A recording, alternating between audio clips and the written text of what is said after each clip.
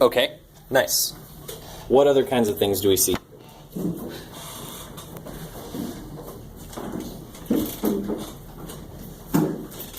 Yeah, Marissa. What I noticed is that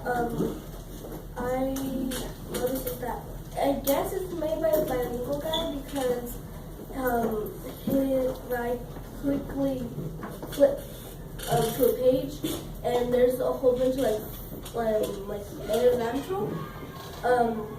That and his name looks Spanish, but the actual story is made in English. Okay. So that means that he speaks like English and Spanish. Okay, so what you're saying is, in flipping through this book, you saw a combination of English and Spanish words, Yeah. which then you're making another connection and saying, okay, if I'm seeing both languages, then the person who wrote this, or the author, is probably, you use the word bilingual. Can I hear everybody say bilingual? Bilingual. Nice. What does bilingual mean? Yes? It means you speak two languages. Can I have anybody in here raise your hand who's bilingual? Anybody in here bilingual? Anybody in here trilingual? What is that? It means you speak 3 languages. Right, using that prefix tri. Right. Cool, nice. Excellent. What other things did you guys notice in the cover of this? Yes. Well, what I see is beautiful nature. Beautiful nature. What makes it beautiful? What do you think is nice about it? Well, because at the bottom, like, it has a mountain, and I see the sunset, Okay. and that's she's holding roses. Okay. So she's holding roses. See a nice sunset. See flowers. Cool. Nice. So, Glad we did. I meant to ask you later, when we were talking about that stuff, and is it Esperanza her name? Yes, Esperanza is her name. Yep. Yes. what I noticed in the front cover is that I noticed that she's like above everything. Okay. She's above everything, and it kind of looks to me that because kind of making connections to the cover and the title, it says Esperanza Rising. So, yeah, that's what I said, that she's like above everything. Okay. Nice. So you think that she kind of has some like major role, possibly powers. Okay. Cool. Yes. I see is Esperanza Rising up in here, and she has a gift holding flowers, one in her heart and one folded down. Okay. So taking a guess, maybe this main character has a gift. Mr. Sorry. Oh, Yeah. I'm sorry. No, it's all good. No worries. Daisy. I think Esperanza Rising is, also by looking at the title, what it means there, I think that, she can rise above all the things because it says Esperanza Rising. Okay. Nice. So there might be some challenges that she can like rise above or something like that. I'm gonna take 2 more and then we're gonna move on to where we go. In the back, it says riches to rags. Riches to rags. So that means in the first part of the book, it was like she was rich, and then in the end part of the book, she was like starting to lose her money and stuff. Okay, nice. So it's kind of like the opposite of rags to riches, right? She's like starting off really well off, and then maybe she kind of becomes poor somehow. Nice, cool, awesome. Way to use the backside of the book to try and take in more information. Yeah. So, my prejudice said, mine is a little bit different. So, the first one is bad. Esperanza believes her life will be wonderful forever. Okay, can I have all scholars go ahead and turn to the back page of the book? And can I have you just follow along? Go ahead and read that again. Esperanza believes her life will be wonderful forever. Okay, nice. So what does that mean? What do you think? Like, I forgot to say it though, like she had what? Marissa, No. this is his time to come. Someone said she has a gift. Okay. Cool. Nice. Anything to add on to that? Okay. So you guys have kind of taken in as much information as you can from the cover. Some of you guys even turned to the back cover and read like a little bit of what you think the story is going to be about.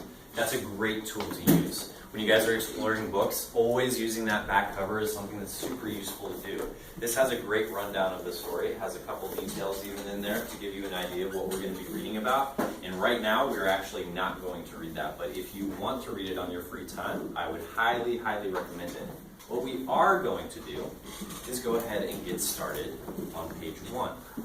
Please do not open your book yet. Please keep it closed on your desk. Thank you very kindly. Now, before we get started with this, I got a couple really important things to share with you. First of all, these books were donated by Lisa Noyes. Take a guess. Who do you think Lisa Noyes is? Yes. Not quite. Yes. Take a guess. Yes. My mom. These were donated by my mom. My mom is the best. I love her with all of my heart. And she clearly loves you guys too because she bought 40 copies of this book. Wow. That's what I sent to. Yes, and actually next week you guys are going to have the opportunity to write her some thank you cards for these books. So just so that you're aware. The reason that I wanted to bring that up to you guys is because these are a gift. Are you going to be treating these respectfully? Yes. Absolutely. That means making sure that you very carefully put this into your backpack at the end of the day. That means making sure that none of these wind up in that box. These will stay with you at all times. These will be returned in the same condition that they are right now. And that's going to be very important. I want to make sure that you guys are treating this with the utmost respect all the time. Can I get a head nod if you guys are with me on that? Okay, all right, thank you. Secondly, very important thing. I sent out an email to your families this weekend and let them know about this. This is an audio recording of this book, front to back. And you can see over here, it's by chapter. This one says chapter 1, chapter 2, 3, 4, 5, all the way down to the end, which it does have 15 chapters altogether. So, that might seem like a lot. You might be looking at this and be like, oh my God, has anybody ever used a book on tape before? Anybody ever read along or used a book on tape before? All right, excellent. So a lot of you guys have some experience with this. I think that reading books on tape with a book in front of you is totally awesome. I think it's way, way better than reading on your own, personally. That's my personal choice. And I think it helps me, at least, understand what I'm reading way better than if I'm doing it in my head, because I get lost sometimes in my head. You guys with me on that? Yeah. All right, perfect. So, what I want you guys to do is use this at home. And I'm going to show you how to do that right now. And we're going to use this for our first chapter that we're going to read. This is an email, like I said, that I did send out to your families, so they do have it. And if you need me to write it down so that you can get to it, that's fine. It's just on YouTube. You can type in Esperanza Rising, and it'll come up with the whole audio recording just like that. So this is by chapter. It's really, really well organized. And basically, to kind of give you a little bit of a preview, basically every night, I'm going to ask that you read one chapter. Now, there are some chapters in here that are 20, 25 pages long. Raise your hand if you think that seems super long for one night's reading. My hand is in the air, too. I feel like that's a lot. And I don't want you guys to be going home and be like, oh, I have to read Esperanza Rising today. I want this to be an awesome experience. I want this to be something that, like, you're totally into and that you can actually enjoy and soak up. And I think that this is going to help us a lot with that. Really quickly, I'll take a couple quick questions and then we're going to get started. Yes? I have two things. Yes. First of all, how long are we going to be teaching these books? It'll be about 3 weeks altogether. Okay, and second of all, did you send one to my Yes. so they should have one? They should. If they don't, do you want me to tell you? Yes, please. Yes. Like how you said it, it'll help us to, excite us of what's next in the chapter of the book. Yep. For example, a whole bunch of these kids in this room are so caught up with Harry Potter kids, and they all like if they read one chapter or a few pages of it, they're like, oh, what happens next? And when I read it, I was actually pretty excited for what happens next. Like if Greg takes what's his name? I forgot his name. Rowley to the dance, but then he got all fat and then one more. Good, and that level of excitement is totally what I'm looking for with this book. In the interest of time, because we got a bunch of stuff we got to do today, if you guys have a question that you want to ask me personally, you can just bring it to me after class. I do have more details about this, but what I want to do right now is give it a try. And I want to give it a try in a similar way that you guys are going to be giving it a try at home. And I assume that that means that you will not be sitting in your desks like robots. Am I right about that? Yes. Am I right about that? Yes. Okay, so what I would like to do right now is I'm going to give you about 10 seconds to find a spot in the room that you are comfortable and that you feel like you can enjoy a chapter of this book. You have 10 seconds to do it.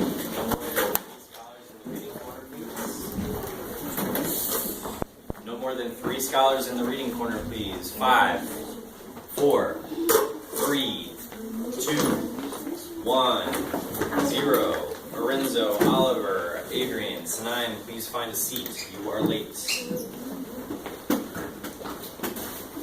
All right. So what you guys see up here on the screen, can I have everyone's eyes, please? Can I have everyone's eyes here?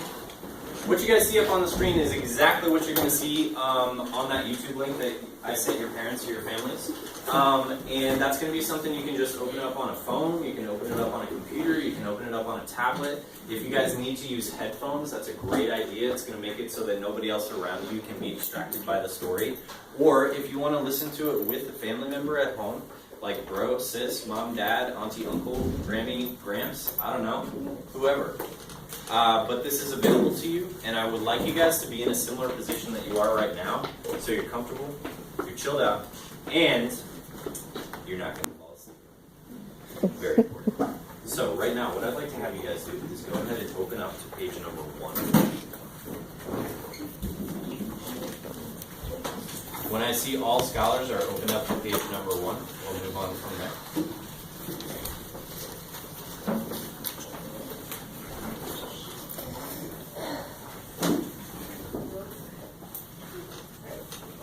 And right now, what I'd like to have everyone do is go ahead and bring your eyes back up to our ELA objective.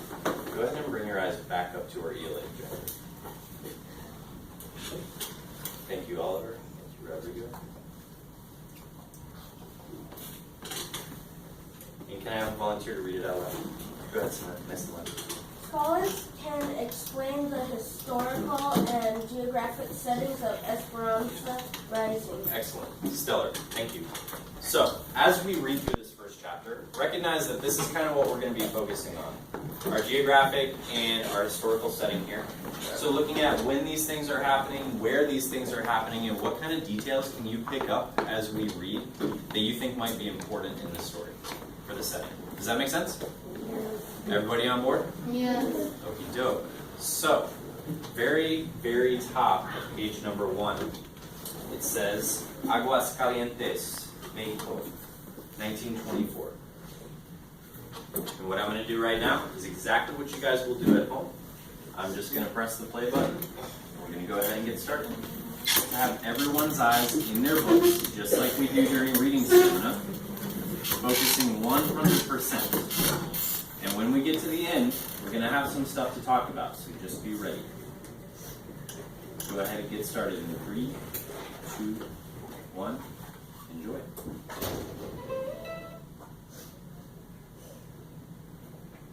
Maybe. Aguas Calientes, Mexico, 1924. Our land is alive, Esperanza, said Papa, taking her small hand as they walked through the gentle slopes of the vineyard. Leafy green vines draped the arbors and the grapes were ready to drop. Esperanza was 6 years...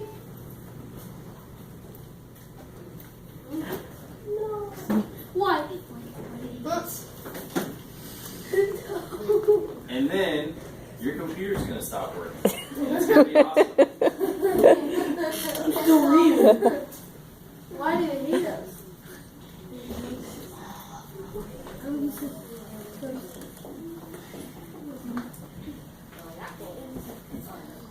Hey, Mr. Reese, how long has that been going?